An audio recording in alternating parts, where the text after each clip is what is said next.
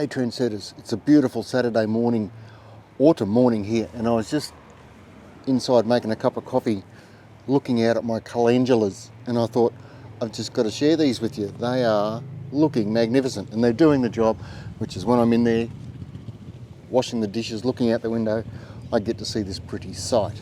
So I'm sharing with you my calendulas. I planted them quite a while ago now. I couldn't really tell you, 2 months at least.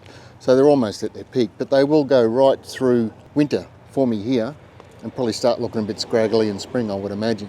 They are, I just wanted to say, they are, this is the World series of seeds. They're from Johnson's, but this is World Botanics. They also make World food, whatever. I got these seeds from Johnson's. They're a World Botanic series. This one specifically called Calendula orange porcupine, which is quite easy to see how they get that name. The only maintenance I need to do at this stage is deadhead, which is simply pulling the old spent flowers off. Thumb and forefinger is usually enough. Go right down to the bottom of the stem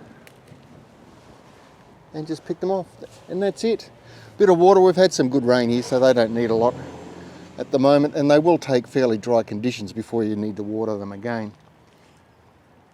That's about it. I just wanted to share with you my magnificent calendulas because I'm enjoying them, so I hope you can enjoy them too.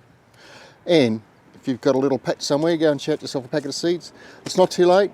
It's late autumn here, a couple of weeks away from winter, but that doesn't matter. It's a beautiful day today. Go out, buy yourself a packet of seeds.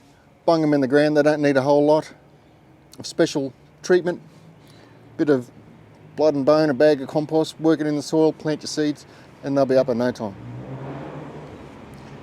Cheers, thanks for watching. I hope you enjoyed them. Bye for now.